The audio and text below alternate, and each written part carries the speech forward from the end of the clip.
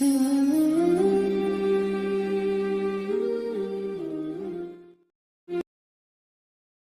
علماء دیوبند پر گفتگو کی سیریز کا 8واں حصہ ہے۔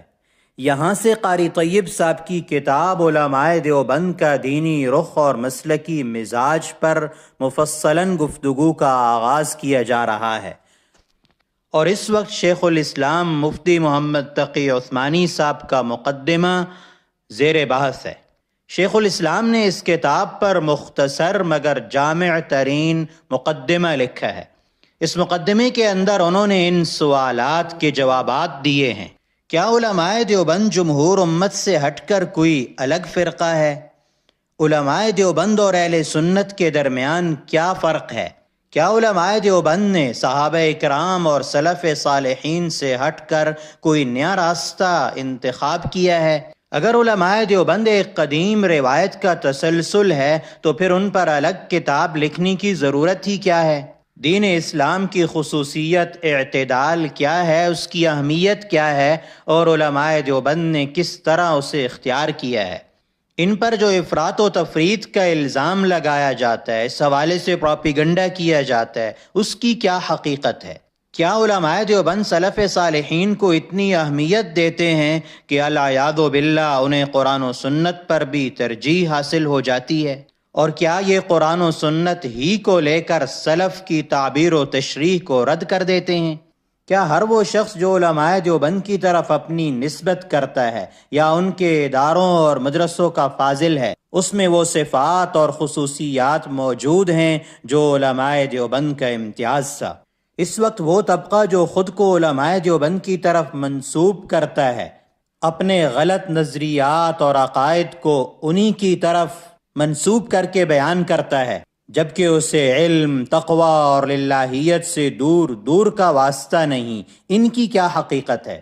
اسی طرح وہ کون لوگ ہیں جو علماء دیوبند کو سمجھنے میں غلط فہمی کا شکار ہوئے اور پھر دنیا کے سامنے ان کی غلط تصویر پیش کر رہے ہیں؟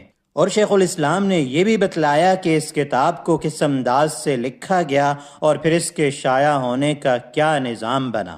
شیخ الاسلام نے یہ وضاحت فرمائی کہ علماء دیوبند سلف صالحین اور اہل سنت والجماعت ہی کا تسلسل ہے۔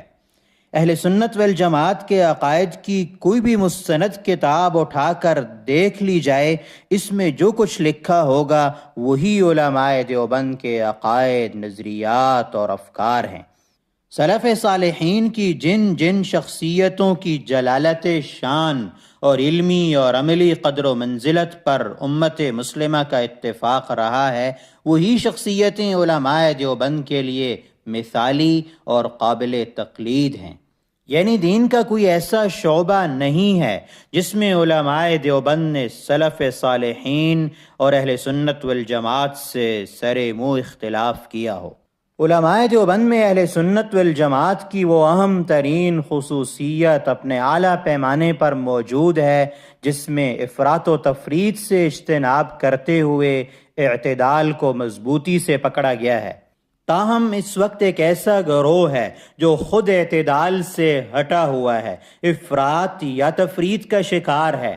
اس کے دماغ، عقل اور شعور میں وہ صلاحیت نہیں ہے کہ وہ ہر چیز میں میانہ روی کے ساتھ آگے بڑھ سکے، لہذا وہ اپنی فکر کی غلطی کی وجہ سے علماء دیوبند کی طرف گمراہی کی نسبت کرتا ہے۔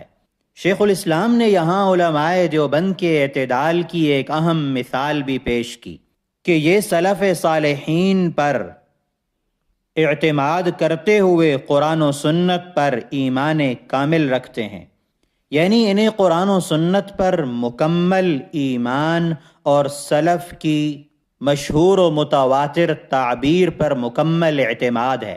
اب جو حضرات صرف قرآن و سنت پر ایمان اور عمل کے مدعی ہیں اور سلف کو نہیں مانتے، ان کے نزدیک علماء دیوبند گمراہ ہیں، اور دوسری جانب جو سلف کے عقیدت اور احترام میں شخصیت پرستی تک پہنچے ہوئے ہیں اور قرآن و سنت سے اعراض کرتے ہیں، ان کے نزدیک بھی علماء دیوبند گمراہ ہیں۔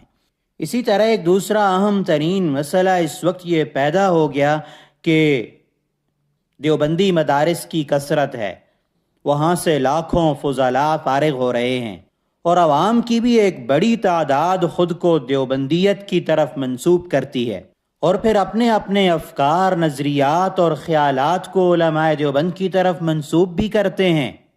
اور ظاہر ہے کہ ہر فرد کے بارے میں یہ نہیں کہا جا سکتا کہ وہ مسلک علماء دیوبند کا صحیح ترجمان ہے۔